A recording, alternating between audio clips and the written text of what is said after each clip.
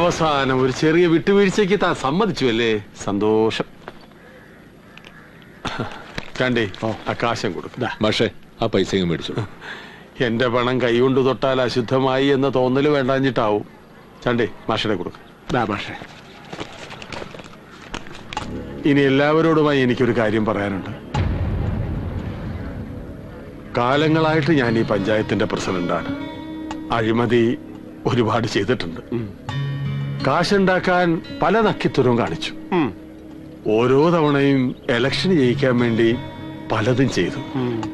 പക്ഷേ ഈ പ്രഭാകരൻ, ഈ കറകളഞ്ഞ ഗാന്ധിയൻ എന്നെ ശരിക്കും തോപ്പിച്ചു. അതേ പ്രഭാകര, കയ്യിലുള്ള ഒരു തുണ്ട് ഭൂമി പോലും മറ്റുള്ളവർക്കായി വിട്ടുകൊടുത്തിട്ട് തെരുവിലേക്ക് ഇറങ്ങിപ്പോകാനുള്ള ഈ മനസ്സിന്റെ വലിപ്പം ഞാനിപ്പോഴറിയില്ല. അതുകൊണ്ട് ഞാനിപ്പോ പ്രഖ്യാപിക്കുന്നു, ഇനി തോന്നൂർക്കര ഗ്രാമപഞ്ചായത്തിനെ പ്രഭാകരൻ നയിക്കും. ഞങ്ങൾ ഭരണപക്ഷവും പ്രതിപക്ഷവും പ്രഭാകരനെ സപ്പോർട്ട് ചെയ്യും. അടുത്ത പഞ്ചായത്ത് മീറ്റിംഗിൽ പ്രഭാകരനായിരിക്കും ഈ പഞ്ചായത്തിന്റെ പ്രസിഡന്റ്. വേണ്ട അവറാച്ച, അവറാച്ചന്റെ മാറിയ മനസ്സുണ്ടല്ലോ, അത് തന്നെ ധാരാളം. ആയിക്കോട്ടെ, എന്നാൽ നീ എന്നോട് ക്ഷമിച്ചു എന്ന് പറയണം. ആ ഗ്യാപ്പിൽ എന്നോടും ക്ഷമിച്ചു എന്ന് പറയണം. ചിരിച്ചു. അപ്പൊ ക്ഷമിച്ചു എന്ന് ഉറപ്പായി. അതെ അതെ, എന്നാ നമുക്ക് അങ്ങോട്ട് ഒപ്പിട്ടാലോ? അമ്മയും രാധയൊക്കെ അവിടെ കാത്തു നിൽക്കുന്നുണ്ടാവും. മാഷ അവരെ കൂടി സ്വർണ്ണക്കടയിലേക്ക് പൊക്കോളൂ, ഞാൻ എത്തിക്കോളാം. പ്രഭാകരനെ ഞങ്ങൾ ഡ്രോപ്പ് ചെയ്തോളാം. വരും. ശരി മാഷ.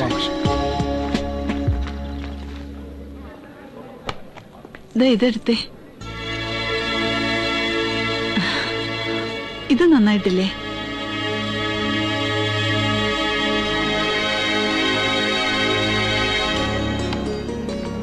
ആഹാ, ഇതുവരെ കഴിഞ്ഞില്ലേ? കഴിഞ്ഞു. കാശ് കൊടുത്താ ഇറങ്ങാം. കൊടുക്കായിരുന്നില്ല മാഷേ? നീ വന്നിട്ടാണെന്ന് കരുതി. ഓ, ബില്ല് എഴുതി. ശരി സാർ, കൊടുത്തിട്ട് വരാം. സാർ. ഓ,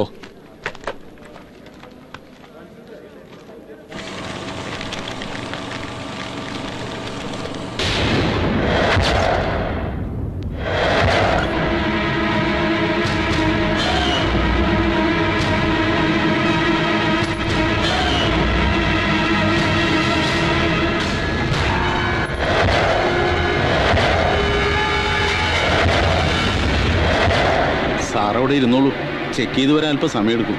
ഓ,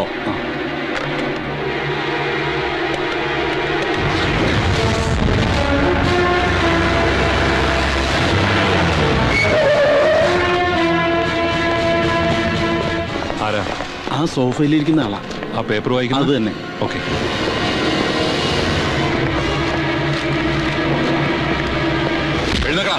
എഴുന്നേക്കാൻ. സ്വർണവും കൊണ്ട് കടന്നു കളയാമെന്ന് കരുതി അല്ലടാ? അയ്യോ സാറേ, എന്താ ആരിക്കുന്നല്ലേ? അതോ മോന്റെ കൂടെ നിങ്ങൾക്ക് വഴിയാണോ? നടക്കണം. ഞാനൊരു പഞ്ചായത്ത് മെമ്പറാ, അങ്ങനെ വരട്ടൊന്നും വേണ്ട. കാര്യം എന്താന്ന് വെച്ചാൽ പറയും. അത് ശരി, കള്ളനോട്ട് കൊടുത്ത് സ്വർണം വാങ്ങിയതും പോരാ, വർത്തമാനം പറയുന്നു. കള്ളനോട്ടോ? ഇത് എവിടെ നിന്ന് വന്നു നിന്നെ കൊണ്ട് ഞാൻ പറയിപ്പിക്കാം. തൂക്കിയെടുത്ത് വണ്ടിയിലോടോ.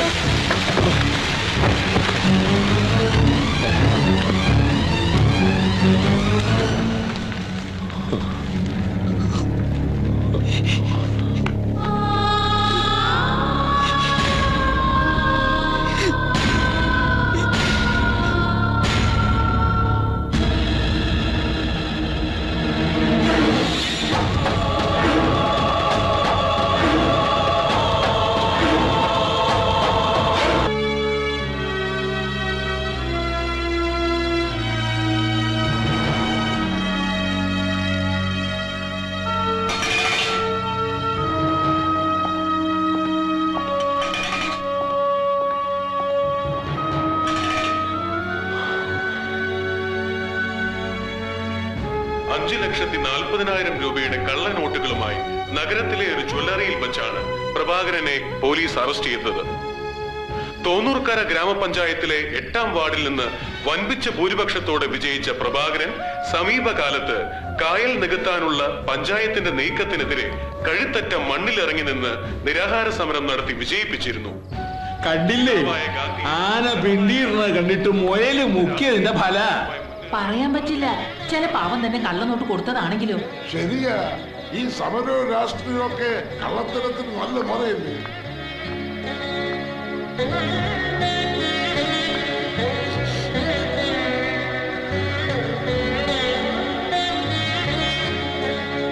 പ്രഭേട്ടനെ അവറാൻ ചതിച്ചത് രഞ്ജനി. എനിക്കറിയാം. അത് കോടതിക്കും ബോധ്യാവും, ഉറപ്പ്. ഇത് വെച്ചേക്ക്.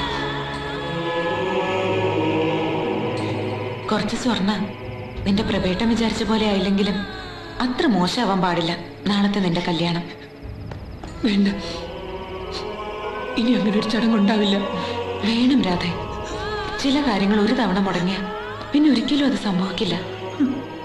പക്ഷെ മോളെ, ഇല്ല, ആരും അറിയില്ല.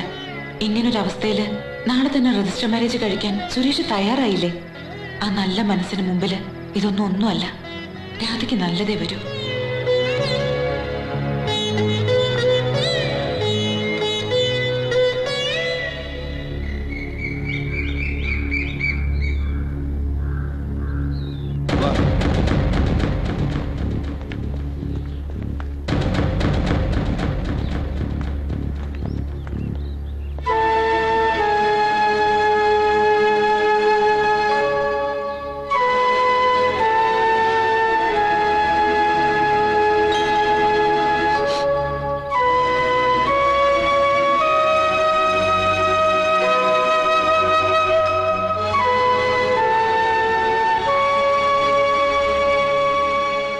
പ്രഭേട്ടൻ ഞങ്ങൾ അനുഗ്രഹിക്കണം.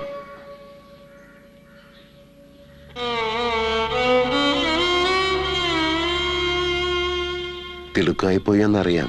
എന്നാലും പ്രഭേട്ടൻ വരുന്നവരെ കാത്തു നിൽക്കാറുന്നത് സാരമില്ല, നന്നായി. ഒരുപക്ഷെ പ്രഭേട്ടൻ പുറത്തു വന്നില്ലെങ്കിലോ? ഇപ്പൊ കുറ്റക്കാരനാണെന്ന് സംശയമുള്ളൂ. നാളെ കോടതി വിധിക്കുന്നതോടെ പ്രഭാകരൻ ശരിക്കൊരു കള്ളനാവും. പിന്നെ ഒരു കള്ളന്റെ പെങ്ങളായിട്ടായിരിക്കും ഇവള് നിന്റെ കൂടെ ഇറങ്ങി വരിക. അതേതായാലും വേണ്ട, ചെയ്തത് നന്നായിടാ. വീട്ടിലായാലും നാട്ടിലായാലും പ്രഭേട്ടൻ അവനവനെ മാത്രമേ കാണാറുള്ളൂ.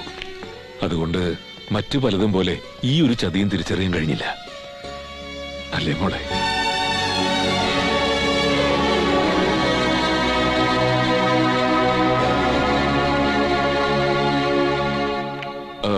നിങ്ങൾക്കൊക്കെ ഞാൻ ഒരുപാട് നാണക്കേടുണ്ടാക്കിയില്ലടാ. പ്രധാനം പറ, ഈ ഒറ്റിന് പകരം ഞങ്ങൾ എന്താ ചെയ്യേണ്ടത്? ഏയ് ഒന്നും വേണ്ട, ഒക്കെ എന്റെ വിധിയാവും.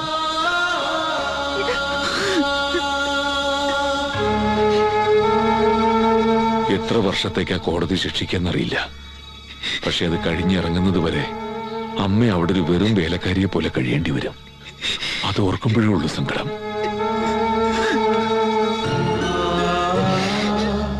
ഇന്നേ വരെ അമ്മയ്ക്ക് വേണ്ടി ഒന്നും ചെയ്യാൻ എനിക്ക് കഴിഞ്ഞിട്ടില്ല. ശരിക്കും പറഞ്ഞ ഇങ്ങനൊരു മകൻ ജനിക്കേണ്ടായിരുന്നു, അല്ലേ അമ്മേ? അതെ, സമയം കഴിഞ്ഞു. ശരിയാ, സമയം കഴിഞ്ഞു. സമയം കഴിഞ്ഞു എന്ന് ചിന്തിക്കാൻ വരട്ടെ പ്രഭാകര. നാളെ കോടതി ഉണ്ടല്ലോ. നിനക്ക് വേണ്ടി ഏറ്റവും നല്ല വക്കീലാ ഹാജരാകുന്നത്. അതുകൊണ്ട് എന്താ കാര്യം? കാര്യം ഉണ്ടാവും. ആ പണം ഞങ്ങൾ തന്നതല്ലെന്ന് വാദിക്കാനല്ലേ അവറാച്ചന് പറ്റൂ. അല്ലാതെയും വഴിയുണ്ടാകും.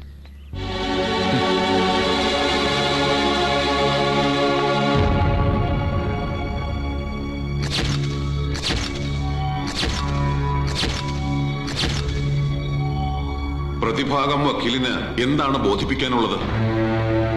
യുവർ ഓണർ, കഴിഞ്ഞ വിചാരണ ദിവസം വെളിപ്പെടുത്തിയതുപോലെ പ്രസിഡന്റ് അവറാച്ചൻ എന്റെ കക്ഷിക്ക് നൽകിയത് 6 ലക്ഷം രൂപയുടെ ഇന്ത്യൻ കറൻസി തന്നെയായിരുന്നു. അതിൽ എന്റെ കക്ഷി അറിയാതെ 5,40,000 രൂപ മാറ്റി പകരം കള്ളനോട്ട് വെച്ചത് മറ്റൊരാളാണ്. ആ യഥാർത്ഥ പ്രതി കുറ്റമേറ്റു പറയാൻ എത്തിയിട്ടുണ്ട്. ഹാജരാക്കാൻ കോടതി അനുവദിക്കണം. Yes, proceed.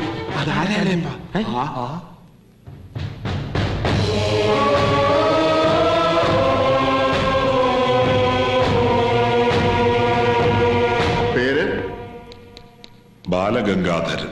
എന്താണ് യഥാർത്ഥത്തിൽ സംഭവിച്ചത്?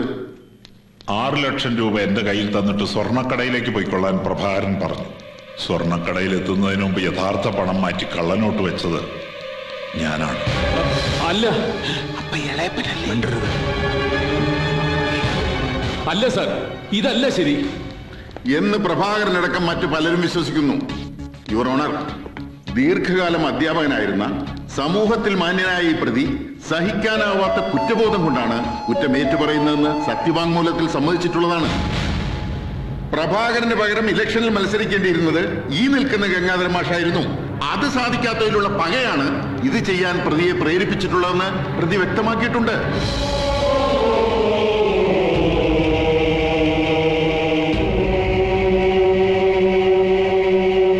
അതിൽ പറഞ്ഞിരിക്കുന്നതൊക്കെ ശരിയാണ്. ഞാനാണ് യഥാർത്ഥ കുറ്റവാളി. യുവർ ഓണർ, യഥാർത്ഥത്തിൽ ഇതാണ് സംഭവിച്ചത്. പണം കൈമാറിയത് മലപ്പുറത്തുള്ള ഒരു പഴയകാല സുഹൃത്താണെന്നും അദ്ദേഹത്തിന്റെ അഡ്രസ് അറിയില്ലെന്നും ഇദ്ദേഹം വ്യക്തമാക്കിയിട്ടുണ്ട്. അതിനാൽ നിരപരാധിയായ എന്റെ കക്ഷിയെ വെറുതെ വിടണമെന്നും കുറ്റമേറ്റ് പറഞ്ഞ് പശ്ചാത്തപിച്ച പ്രതിക്ക് IPC 489 വകുപ്പ് പ്രകാരമുള്ള ഏറ്റവും ചെറിയ ശിക്ഷ നൽകുവാനും ബഹുമാനപ്പെട്ട കോടതിയോട് ഞാൻ അഭ്യർത്ഥിക്കുന്നു. That's all your honour. മേൽ കേസിൽ ഈ കോടതി പുനരന്വേഷണത്തിന് ഉത്തരവിട്ടത് പ്രകാരം നടത്തിയ പുനർവിചാരണയിൽ PK പ്രഭാകരൻ കുറ്റക്കാരനല്ല എന്ന് കോടതിക്ക് ബോധ്യം വന്നതിനാൽ നിരുപാധികം വിട്ടയക്കാനും കുറ്റമേറ്റുപറഞ്ഞ യഥാർത്ഥ കുറ്റവാളിയുടെ പ്രായവും സമൂഹത്തിൽ ഇതുവരെയുള്ള സ്ഥാനവും കണക്കിലെടുത്ത് 5 വർഷത്തെ തടവ് ശിക്ഷ നൽകുവാനും ഈ കോടതി ഉത്തരവിട്ടു. മാത്രമല്ല 6 ലക്ഷം രൂപയ്ക്ക് വാങ്ങിയ പ്രസ്തുത സ്ഥലത്തിന്റെ സ്റ്റാമ്പ് ഡ്യൂട്ടി ഇനത്തിലും സർക്കാരിനെ വഞ്ചിക്കാൻ ശ്രമിച്ചതിലെ പിഴ ഇനത്തിലുമായി 1 ലക്ഷം രൂപ കുരിശുപള്ളിക്കൽ അവറാച്ചൻ അടയ്ക്കേണ്ടതാണെന്നും ഈ കോടതി ഉത്തരവിടുന്നു. എനിക്കൊന്ന് സംസാരിക്കണം. വേഗം വേണം.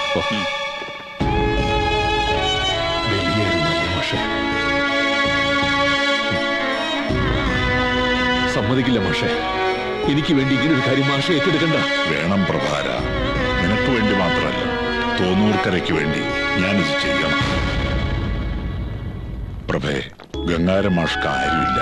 ഭാര്യയോ കുട്ടികളോ വീട്ടുകാരോ ബന്ധുക്കളോ ആരും. മാസം കിട്ടുന്ന പെൻഷൻ സിദ്ധനായരുടെ ചായക്കടയിലും വീട്ടുവാടകയ്ക്കുമായിട്ട് വീതിച്ചു കൊടുക്കുക എന്നല്ലാണ്ട് എന്റെ ജീവിതത്തിന് എന്തർത്ഥമുള്ളത്? ഇനി മരിക്കണവരെ ഉണ്ണാനും കിടന്നുറങ്ങാനും ഒരു സ്ഥലം വേണം. അതിപ്പോ വാടകമുറി ആയാലും ജയിലായാലും വലിയ വ്യത്യാസമൊന്നുമില്ല. പക്ഷെ നീ അങ്ങനെയല്ല. തോന്നൂർക്കരയിൽ നീ ഉണ്ടാകണം പ്രഭേ. നിന്നെ ചതിച്ചവർക്കൊരു നാടിനെ മുഴുവൻ ഒറ്റുകൊടുക്കാൻ എളുപ്പമാ. അത് തടയാൻ നീ വേണം. എങ്കിലും മാഷെ, ഒരു ജീവിതം തന്നെ നിങ്ങള്... ഞാൻ ചെയ്യണത് ഒരു ത്യാഗമൊന്നല്ലടോ, ഒരു സമരം. നീയൊക്കെ ചെയ്യണത് പോലെ വ്യത്യസ്തമായൊരു സമരം. പോട്ടടോ. ഇനി മലപ്പുറത്തെ എന്റെ പഴയകാല സുഹൃത്തിനെ തപ്പിയാവും പരക്കം പാച്ചില്. കിട്ടില്ല, അങ്ങനെ ഒരാളില്ല.